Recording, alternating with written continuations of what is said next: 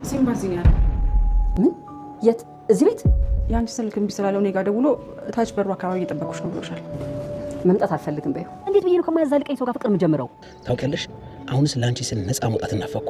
ሲምባ ከሸጠው በፊት የሰራ ወንጀል አለ። ከክፍለ ሀገርም አምልጠህ ነው የመጣው። በዛ ላይ አሁን በፖሊስ እየተፈለክ ነው። እሱ እኮ የልጅ አባት ሊሆን የተዘጋጀ ሰው ነው። ለምንድን ነው ሁልጊዜ ከተራራ ጋር ካልተጋጨው የሚለው? ያንቺና የዘኑ ስጋት በደንብ ይገባኛል፣ ግን ደግሞ እኛንም ተረዱ። ቆይ እንዴት ነው ያን ሁሉ ነገር ያደረገን ሰው እንዲህ በቀላሉ የምትተው? በዛ ላይ ደግሞ ይሄ ጉዳይ ከቤተሰብ አልፎ የሀገር ጉዳይ ሆኗል። እና ሀገሪቷ መንግስት አላት አይደል እንዴ? ለተከላውን ለማድረግ ለነገ ተዘጋጅ። አዎ አንተ ባልከው መሰረት ዶክተሩ ተዘጋጅቷል። ግን የሆነ አጠራጣሪ ነገር ካየው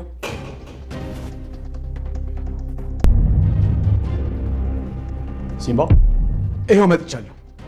ከፈለክ ግደለኝ፣ ከፈለክ ደግሞ የራስህ ሰው አድርገኝ።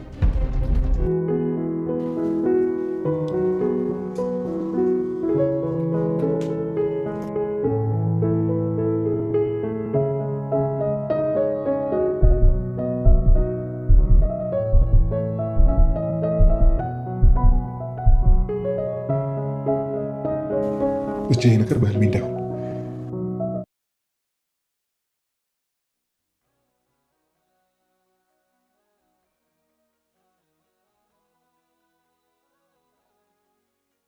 ሲምባ እጅግ በጣም ከባድ ውሳኔ ወሰነ።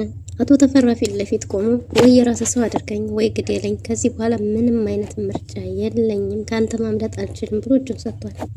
የአቶ ተፈራ ውሳኔ ምን ሊሆን ይችላል? አምራን በነጻ ተፈታ ቤቷ ተመልሳለች። ዶክተሩ ከአቶ ተፈራ ጋር እየተደራደረ ባለበት ጊዜ አምራን ድንገት በቤቱ ሰርፕራይዝ አድርገዋለች። አምራን ለየት ያለ ፕሮግራም አዘጋጅታለች።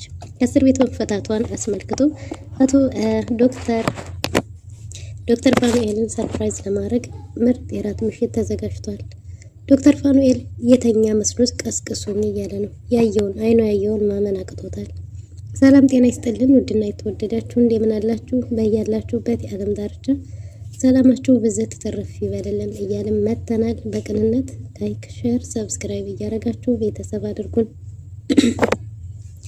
ከዚህ በፊት እንግዲህ እንዴት ተመለከትነው ተፈራ ለህግ የቀረበ ቢሆንም ግን ደግሞ የዋስ መብት ተከብሮለት ለሀገሪቱ ያለው አልሚ አበልጻጊ እንዲሁም ደግሞ ግብር ገባሪ ባለሀብት የደጋጎች የድሆች አባት በመባል የሚጠራው አቶ ተፈራ ስውሩ ተፈራ ማለት ነው። አሁንም እንግዲህ አሸንፎ ወጥቷል። ግን ደግሞ ችግሩ ምንድነው? ዶክተር ፋኑኤል በመነጽሩ ካሜራ ይዞ እንደገባ የተጠራጠረው አቶ ተፈራ ራሱን እንኳን የማያምነው በድብቅ ካሜራ ቸክ ከተደረገ በኋላ ፋኑኤል ካሜራውን ከመነጽሩ አውጥቶ ወደ ኪሱ ሲከት የሚያሳይ ምስል ተመልክቶ ነበር። በዛም የተነሳ ዶክተር ፋኑኤል ላይ ከባድ እርምጃ ወስዶ ነበር። እንዲያጋጣሚ ሆኖ ዶክተር ፋኑኤል ተርፏል። ዶክተር ፋኑኤልን ደፍጥጦት እንዲያልፍ የተላከው ከባድ መኪና እንግዲህ ከመኪናው ላይ ከባድ ጉዳት አድርሶ ዶክተሩን ደግሞ በትንሹ ጨለፍ አድርጎት ነበር ያለፈው። እናም እንግዲህ ዳግም አምራንን ለመጠየቅ እስር ቤት ባለበት ጊዜ ነበር ዶክተር ፋኑኤል ደውሎ ናሆምንና ዳግምን የጠራቸው። ምክንያቱም እነሱ በወሰኑት ውሳኔ ዶክተር ፋኑኤል አደጋ ላይ እንደነበርና ሕይወቱን የሚያሳጣ ደረጃ ላይ እንደነበረ ለማውራት ተቀጣጥረው ነበር። ዳግም ደንግጦ ስለነበረ ምን ሲል ስለነበር በሰዓቱ አምራን ሰምታ ነበር። አምራንም ምንድነው የገጠመው? ምንድነው የሆነው? እባካችሁ ነገሩኝ እያለች ነበር። ግን ደግሞ ምንም የሆነ ነገር የለም፣ ምንም አልተፈጠረም ብለው ዋሽተዋታል። እሷ ግን ውስጧ የሆነ ነገር እያላት ነበር። አይ ፋኑ የሆነ ነገር ሆኗል እያለች እየተጨነቀች ነበር። ዳግምም እመጣለሁ፣ እመለሳለሁ፣ እሱ ራሱን የደወለልኝ ምንም ነገር የተፈጠረ ነገር የለም ብሎ እሷን ለማሳመን ሞክሮ ሲሮጥ ወደ ዶክተር ቤት ከናሆም ጋር መጥተዋል። ከናሆም ጋር ወደ ዶክተር ፋኑኤል ቤት ሲመጡ የአቶ ተፈራ ሰዎች እየተከታተሏቸው ነበር። ዶክተሩ ቤት እስከሚገቡ ድረስ ሸኝተዋቸው ተመልሰዋል። ግን ደግሞ እነ ናሆም ይህን ነገር አላወቁም። ዶክተሩ ከአቶ ተፈራ ጋር እያወራ ነበር። በቃ በስተት ነው ይቅርታ ጠይቁ አይደል እያለ እሱ ጋር እያወሩ ነበር። እናም በዚህን ጊዜ አቶ ተፈራ እኔ ለሚከዱኝ ሰዎች ምን አይነት እርምጃ እንደምወስድ የሰማ ይመስለኛል። ግን ደግሞ አንተ ብርቁና እንቁ የኢትዮጵያ ዶክተር አንተ ስለሆንክ የሀገራችን ዶክተር በአንተ ላይ መጨከን አልቻልኩም። ያን ያህል ከባድ ጉዳት ያደረሰብህም አልመሰለኝም። እንጅማ የኔ ትእዛዝ የነበረው እንዲተርፍ አልነበረም። መኪና አስተረፈ እያለው ነበር።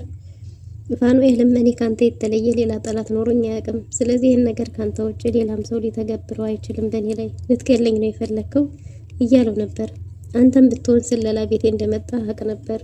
በድብቅ ካሜራው መጸዳጃ ቤት ውስጥ ካሜራውን አውጥተህ ወደ ኪስ ስትከት የማላቅ እያላየሁ ይመስልህ ነበር ብሎታል። በቃ እሱ ነገር ስተት ነው፣ ሁለተኛ አይደገምም እያለው ሳለ ፋኑኤል ድንገት ገብተዋል። ዳግም ድንገት በገቡ ጊዜ ዝም እንዲሉ ትእዛዝ ሰጥቶ ነበር። ግን ደግሞ አጠገብ ያሉት እነማን ናቸው ሲለው ነበር። ማንም ሰው እንደሌለ ቢናገርም አረባክህ የአቶ ሌኩን ልጆች እነዛ ልጆቹ እንደመጡ ማረቅ ነው መስልህ፣ ቃስ ብላችሁ ወደ ጎን ጥጥጣት በሉ በላቸው ብሎ መልእክት አስቀምጧል። የዚህን ጊዜ ስሜታዊ የሆነው ናሆም አንተ የማትረባ ብሎ ሊሳደብ ሲል ዶክተር ፋኑኤል ስልኩን ቶሎ ከዘጋ በኋላ ሰውየው እኛ ከጠበቅነው በላይ ብዙ ርቀትን ቀድሞ ይሄዳል፣ እየቀደመን ነው። አሁንም ቢሆን በስሜት ሳይሆን በስሌት ነው ነገሮችን ማድረግ ያለብን እንጂማ በጉልበት ከሱ ጋር ተጋፍጠን ማሸነፍ እንደማንችል ታውቃላችሁ። በሱ በኩል ያሉት ሰራዊት ብዙ ነው እያለ ነው ዶክተር ፋኑኤል። ግን ደግሞ በሐሳብ ከሱ መብለጥ አለብን ብሏል። ምን ማድረግ እንዳለብን እንድንመካከር እንጂ ከሱ ጋር ሰጣ ገባ እንድትገጥሙ አይደለም የጠራኋችሁ እያለ ነው። እና እኔም ቢሆን ምን ስል ያንን ሐሳብ የብድ ሐሳብ እንድትቀበልኩ አላውቅም። ነገር ግን እንግዲህ ተፈራ በመኪናዬም ሆነ በእኔ ላይ ጉዳት አድርሶ ነበር። ሐሳቡን እኔን ለመግደል ነበር እያለ ነው። ዳግምም እኛ ሳንመለከታቸው ወደዚህ ስንመጣ አብረውን ሲከታተሉን የነበሩ እሱ ሰዎች አሉ ማለት ነው። ግን እኮ ማንንም አላየን ነበር እያሉ በሁኔታው ግራ ተጋብተዋል። እና ምን ማድረግ አለብን የሚል ውሳኔ ወስነዋል። አሁንም ቢሆን እሱን ይቅርታ ጠይቄው ከሱ ጋር ልሰራና ይህን ድብቅ ፎቶ የሰርጀሪ የሚሰራበትን ቦታ ድብቅ መረጃ ማውጣት ይኖርብናል። እንደምንም ብዬ ከዛ የፎቶ መረጃ የቪዲዮ መረጃ ይዤ ወጣሁ ማለት የእውነት የሱ ሰው ካልሆነች በስተቀር ኮማንደሯ እሱን ለአንዴና ለመጨረሻ ጊዜ እንገላገለ ይሆናል የሚል ውሳኔ ላይ ደርሷል። ይህን ጉዳይ ለኔ ተውልኝ እያለ ነው ዳግም። በጭራሽ ላንተ የሚባል ነገር የለም፣ እናንተ ተውኝ፣ እኔ እንደጀመርኩ ልጨርስ። የዚህ ተጠቃስ ሰለባ የሆንኩት እኔ ብቻ ነኝ፣ ወይ ከናቴ ወይ ከሚስቴ። እጮኛዬ ሙሽራዬ እኮ ናት እስር ቤት ያለችው። ስለዚህ ከኔ ውጪ ከኔ በላይ የተጎዳ ሰው የለም በዚህ ሰው እያለ ነው። ግን ደግሞ ናሆም እንዴት እንደዚህ ትላለህ? አምራን ቤተሰባችን ናት፣ የኛም የቤተሰብ አባላችን ናት እያለ ነበር። ቢሆንም ግን ለእናንተ የቤተሰብ አባላችሁ ናት፣ ለእኔ ደግሞ ሙሽራዬ ናት ናሆም እያለ ነበር። እናም ዶክተር ፋኑኤል በአሁኑ ነው አምሯል። አሁን ሂጄ ይቅርታ ጠይቀዋለሁ፣ ከዛ ደግሞ የሰርጀሪ ቦታው እሄዳለሁ ብሏል። ብቻህን እንዴት አድርገህ ነው የምትሄደው? ብቻህን እንድትሄድ አንፈቅድም ብለው ነበር። ግን ደግሞ ዶክተር ፋኑኤል በአሁኑ አምሯል። ማናችሁም ቢሆን ልታስቆሙኝ አትችሉም፣ ምክንያቱም አምራን እዛ እያለች እኔ አርፌ መቀመጥ አልችልም። አምራንን ነፃ ያወጣታል ብዬ ያሰብኩትን ነገር ሁሉ ከማድረግ ወደ ኋላ አልልም ብለው በሀሳብ አለመግባባት ተፈጥሯል። ዳግምና ናሆም አሁንም የሆነን መላ ፈጥረን አብረን ይሄን ነገር እናደርግ የሚገባው እንጂ አንተን አሳልፈን ለዚህ ጅብ አንሰጥህም። እሱ ደግሞ ከኔ የበለጠ ተጎጅ ስለሌለ እኔ ብቻ ይሄን ነገር ማድረግ ያለብኝ። አለመግባባቱ ዝግቦች እንዴት ተፈጠሩ? ተለያይተዋል። ሲምባ ከፖሊሱ ጋር መለያየቱን ማመን አቅቶት ሰተት ብሎ እስከ ቤታቸው ድረስ ሄዷል። ሲምባ በፖሊስ እየተፈለገ ያለ ወንጀለኛ መሆኑን ረስቶ ግን ደግሞ ፋንቱን ላለማጣት ሲል ፋንቱን ሰፈሯ ድረስ ሊያናግራት ሄዷል። ፋንቱ ስልክ እያነሳችለት አይደለም። እሷን ብትሆን ደህና አይደለችም፣ እያለቀሰች ነው። በጣም አዝናለች። ከረጅም ጊዜ በኋላ ከአቶ ሌኩን ውጭ በፍቅር ስሜት ወይም ደግሞ በፍቅር ስም ያሰበችው ሰው ቢኖር ሲምባ ነበር። በሲምባና በሷ ግንኙነት ደግሞ ልጇ ደስተኛ አይደለም። ልጇን ላለማጣት ደግሞ የራሷን ስሜት ወደ ኋላ ለመተው የራሷን ፍላጎት ትታ ለልጇ ብላ ለመኖር ወስናለች። ልጇ በጣም ተናዶባት ነበር። በጭራሽ አንተ የኔ እንጀራ አባት ልትሆን አትችልም፣ የእንጀራ አባትም አያስፈልገኝም፣ እኔ በቂ አባት አለኝ። አንተ የወንድሜ አባት ሆነ የኔም አባት ልትሆን አትችልም በጭራሽ ብሎ ናሆም ከሲምባ ጋር ተጣልተዋል። እጁንም ሊያነሳ ፈልጓል። ሲምባን በጣም ተናዶበታል በናሆም። ግን ደግሞ ሲምባ ምንም አይነት የስጋ ግንኙነት እስከ ዝምድና እስከሌለን ድረስ እኛ አንድ ላይ መሆን እንችላለን የሚል ውሳኔ ላይ ደርሷል።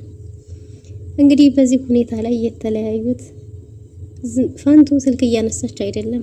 በተደጋጋሚ ሲደውል ስልክ እያነሳች ባለመሆኗ ምክንያት ቀጥ ብሎ እስከ ሰፈር ድረስ መጥቷል። ሰፈር ድረስ መጥቶም የደወለው በዝኑ ስልክ ነበር። በዝናሽ ስልክ ደውሎ ፋንቱን ሊያገኛት እንደሚፈልግና በር ላይ ወጣ እንድታናገረው ጥያቄ አቅርቧል። ፋንቱና ኑሐሚን እያወሩ ነው። ፋንቱ እያለቀሰች ነው። በጣም ከፍቷታል። ልጇ ሊያናግራትም ሆነ ሊያያት ፈቃደኛ አልሆነም። ነገር ግን ለወዲያው ስሜታዊ ስለነበረ እንጂ አሁን ፊት ነስቻት ደግሞ ድጋሚ ብጠፋብኝስ እናቴ በሚል ፍርሃት እሱም እንግዲህ ሀሳቡን ቀይሯል። ግን ደግሞ ፋንቱ እሱ ሲያዝንባትና ሲከፋ ማየት ስለማትፈልግ ሲምባን ለመተው ወሰና፣ ግን ደግሞ እያለቀሰች ነው። በሲምባ ጉዳይ ነው አይደል የምታለቅሽው? ምን ሆነሽ ነው ብላት ነበር።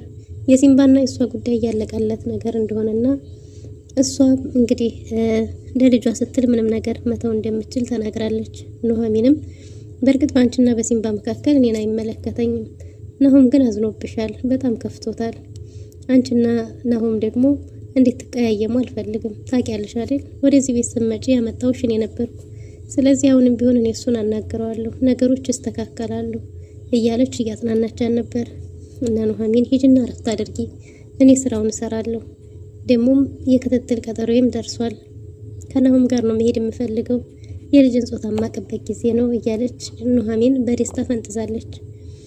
ፋንቱም ከኔ ጋር እኔም አብሬሽ መሄድ እፈልጋለሁ ፈቃደኛ ከሆንሽ ብላት ነበር። እሷም ከልጁ አባት ጋር እንጂ መሄድ የምፈልገው ከሌላ ከማንም ጋር እንዳልሆነ እየነገረቻት ባለ ጊዜ እየተሳሳቁ ፈገግ እያሉ ነበር። አንቺ አይመለከትሽም፣ የልጅ አባት ነው ማወቅ ያለበት ማለትሽ ነው እያለች ፈገግ እያሉ ሳለ ድንገት ወይዘሮ ዝናሽ መታለች። ፋንቱ ሲምባ ውጭ ላይ ነው ያለው፣ እየጠበቀሽ ነው። ሲምባ እዚህ መጥቷል ስትላት ምን ብላ ደንግጣ ነበር። አውታች ደጅ ላይ ነው እየጠበቀሽ ያለው፣ ሂጂና አናግሪው፣ ያንቺ ስልክ ስላላነሳሽለት ነው በእኔ ስልክ የደወለው ብላት ነበር። ግን ደግሞ ፋንቱ አትመጣም በይው ብላ ነበር። እንዴ አንቺ ራስሽ ሄደሽ ብታናግሪው አይሻልም ፋንቱ? እሱ እኮ እዚህ ድረስ የመጣው አንቺን ብሎ ነው። በዛ ላይ ደግሞ ራሱን አደጋ ላይ ጥሎ ራሱን አሳልፎ ጥሎ የመጣው ላንቺ ብሎ ነው። እሱ ጋር ያለው ግንኙነት አንቺ ሳትፈቅጂ የሆነ ነገር አለ፣ እሱ ያረገሽ ነገር አለ። የአንቺ ፍላጎት የለበትም። ተገደሽ እኮ አይደለም ፈቅደሽ መሰለኝ ያረግሽው። ስለዚህ ቢያንስ ሄደሽ ራስሽ ብታናግሪው አይሻልም? አንቺን ብሎ እዚህ ድረስ መጥቶ ብላ ኮስተር ብላ ተናግራለች ወይዘሮ ዝናሽ። ፋንቱም ሄዳ ሲምባን እሱ ወንጀለኛ እንደሆነና በዚህኛው በሸጠቡ ወንጀልና በፖሊሱ ወንጀል እንኳን ነፃ ቢሆን ከዚህ በፊት ያደረገው ወንጀል እንዳለበት ነግረዋለች። በዛ ላይ ልጇ የማይፈቅደው ነገር ምንም ነገር ልታረግ እንደማትፈልግም ጭምር ልጇ በሷ ሲያዘን ማየት እንደማትፈልግ ተናግራለች። የልጆቹና የልጆቻችን ነገር ከሆነ ታያቸው፣ እነሱ እኮ ካለመጠን ደርሰዋል። በዛ ላይ ደግሞ እኔና አንቺ የስጋ ምንም አይነት ዝምድና የለንም። እባክሽ ፋንቱ ልቤን አትስበሪው፣ ልቤ ለመጀመሪያ ጊዜ የገባሽው አንቺ ነሽ ብሏት ነበር። የማይጨረስን ፍቅር መጀመር አልፈልግም። አንተ እንኳ ወንጀለኛ ነህ፣ ተፈላጊ ወንጀለኛ። በእነዚህ ወንጀሎች እንኳን ነፃ ብትሆን አገር ቤት ሰርታ የመጣው ወንጀል አለ። ስለዚህ የማያስጨርሰኝን ፍቅር ለምን እጀምራለሁ ብላ ኮስተር ብላ ተናግራለች። ከዚህ በኋላ እባክህ ሲምባ ተወኝ፣ አጠገቤ እንዳትደርስ ብላ ኮስተር ብላ ስትናገር አሁንስ ላንቺ ስል ነፃ መሆንን ተመኘው ብሏል ሲምባ። እሷም እባክህ ከዚህ በኋላ ስልኬም ላይ ሆነ ወደ እኔም እንዳትመጣ ብለዋለች።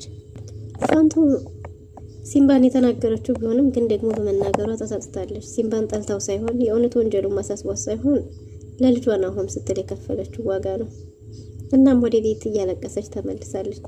ለልጇ ስትል ፈገግ ብላ እሱ ትክክል እንደሆነና እሱ አይሆንም ያለው ነገር እንደማይሆን በሱ ፍቃድ እንጂ ለሱ ስትል እንደምትኖር እየነገረችው ነው። እሱም ቢሆን መልሰሽ ትሄጂብኛለሽ ብዬ ፈርቻለሁ። በዛ ላይ ደግሞ ስለኔ ባህሪ አንዳንድ ነገሮችን የምታውቂ ይመስለኛል እያላት ነበር። እሷም ግትር እንደሆን ካውቃለሁ ብላለች። ችኩልና ግትር መሆንህን አውቃለሁ እያለችው ነው። ወይዘሮ ፋንቱ ያንቺና የሲምባ ግንኙነት በእኔ በኩል ምንም አይነት ችግር የለብኝም፣ ነገር ግን ልጆቹን የሚጎዳ ከሆነ እኔም መቃወሜን አልተውም ብላለች። ፋንቱ ከዚህ በኋላ በእኔና በሲምባ መካከል ምንም የሚኖር ግንኙነት አይኖርም፣ ከዚህ በፊትም ቢሆን ምንም የተለየ ግንኙነት የለንም ብላለች። ሲምባ ግን በከባዱ አፍቅሯታል። ሲምባ በሩን ዘግቶ መጠጣት ጀምሯል። ልጁ ዳግምም ለአባቱ ምግብ የወሰደለት ቢሆንም ግን ደግሞ ምግብም አልበላም፣ ከዚህ በኋላ የማንም ሰው እርዳታ አያስፈልገኝም እያለ ነው። ናሆም አንተ ሮሚዮና ጆሊየት ትጫወታለህ፣ እኛ አንተን ነፃ ለማውጣት እየታገልን ብሎታል። ዶክተር ፋኑኤል ከተፈራ ጋር ተደራድሯል። ዶክተር ፋኑኤል ተፈራን ይቅርታ ጠይቆ ሰርጀሪውን ሊሰራለት እንደተስማማ ቃል ገብቶለታል።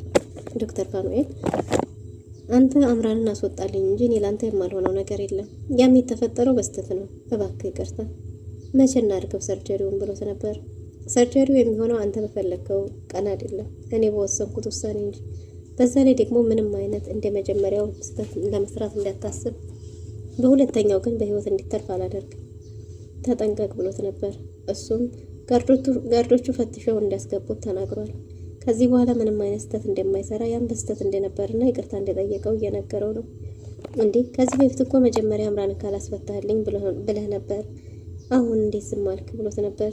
እሱም አንተ ተፈራ እንደሆን ካውቃለሁ፣ አንተ እኮ ተፈራ ነህ፣ ቃልህን ታከብራለህ ብዬ ተስፋ አደርጋለሁ። ስለዚህ መጀመሪያ ሰርጀሪውን እንስራ። ዶኔት የሚያደርገውስ ማን ነው? የእሱም ጤንነት ያሳስባል፣ ቼክ መደረግ አለበት ብሎት ነበር። ይህን ሰው ወንድ አድርጎ በወንድ ስም ነግሮታል። እያሁኑ ዶኔት የሚያደርገው ወንድ ነው ማለት ነው እያለው ነበር። እና ወዲያጄ በጠና ታሟል ብለህ አልነበረም? ለምን ዛሬውን አናደርገውም ብሏል። ዶክተር ፋኑኤል ለአምራን እንድትወጣለት ስለጓጓ ይመስላል። ዶክተር ፋኑኤል እንግዲህ ወደ አምራን በሄደ ጊዜ እጁ ተጠቅልሎ ስለነበረ የተፈጠረውን ነገር ጠይቀዋለች። የሁሉ ነገር የሆነው በተፈራ መሆን አለበት እሱ ነው አይደል ብላ በጣም ተደናግጣ ነበር። ዲያግም እንዴት ተጨናነቅሽ ስለነገረኝ እንጂ አልመጣም ነበር። ተረጋጊ፣ እኔ በጣም ደህና ነኝ። አንቺ ከዚህ እንድትወጪ የማላደርገው ነገር የለም እያላት ነው። ግን ደግሞ አምራን እሷን በሀቁ እንድትወጣ እንጂ ካልሆነ እሱ በተፈራ ወንጀል እንዲጨማለቅ እንደማትፈልግ በተደጋጋሚ ተናግራለች። ጠበቃዋ እንደነገራት ከሆነ እሷ ምንም ያጠፋችው የሰው ነፍስ እንደሌለና በነፃ እንደምትፈታ በቅርቡ እንደነገራትም ተናግራለች። ግን ደግሞ ዶክተር ፋኑኤልም ከተፈራ ጋር አንድና ለመጨረሻ ጊዜ ሰርቶ ያንን ቪዲዮ አሳልፎ ለህግ እንደሚሰጥና ተፈራን እንደሚገላገለው ራሱን አሳምኖታል። አምራን ብቻውን እንዳታወት እያለች ለቶሌክም ሙሉ ቤተሰብ ተናግራለች። ግን ደግሞ ፋኑኤል በአሁኑ አምርሯል። ተፈራም እንግዲህ ነገ ማታ ብሎ ቀጠሮ አስይዞታል። በዚህ መሀል ነበር ሲምባ ወደዛ ቤት ሄደው። ናሁም የልጅ አባት እየሆነ ነው። ለምንድን ነው ከተራራ ጋር የሚጋጨው? ከዚህ በኋላ ከተፈራ መሸሽ አለበት እያለች ዶክተር ፋኑኤል እና አቶ ተፈራ እየተከራከሩ ሳለ ድንገት ሲምባ ሰተት ብሎ ገብቷል። የሲምባ መምጣት አቶ ተፈራን ያስደነግጠውም ያስደስተውም ይመስላል። ግራ ተጋብቷል። ሲምባም ይኸው መጥቻለሁ፣ ስትፈልግ ግዴለኝ፣ ስትፈልግ የራስ ሰው አድርገኝ እያለው ነው። ተፈራ ምን መወሰን እንዳለበት ግራ የገባው ቢመስልም ግን ደግሞ የሲምባ ሄዶ እሱ እጅ ላይ መውደቁ ደስ ያለ ይመስላል። አምራን ራት አዘጋጅታ ዶክተር ፋኑኤልን በጉጉት እየተጠባበቀች ነው። ዶክተር ፋኑኤል ወደ ቀዘቀዘው ቤቱ አምራንን እያሰበ ቢገባም ቤቱ ግን እሱ በጠበቀው መንገድ ሳይሆን አምሮና ሸምርቆ ድምቅ ብሏል። ወደ ቤት እየገባ ባለ ጊዜ በህልም በስመመን ያለ መስሎት ቀስ ብሎ ወደ ቤት ሲገባ የራት ፕሮግራም አለ። በዛ ላይ ደግሞ ከአንደኛው ክፍል ውዷ እጮኛው ስትወጣ ተመልክቷል። ይሄ ነገር ህልም ባልሆነ በህልሜ ነው ወይስ በሆነ እያለ ከራሱ ጋር ግራ ተጋብቷል። አምራንም ሂዳ ፊት ለፊቱ ቆማለች።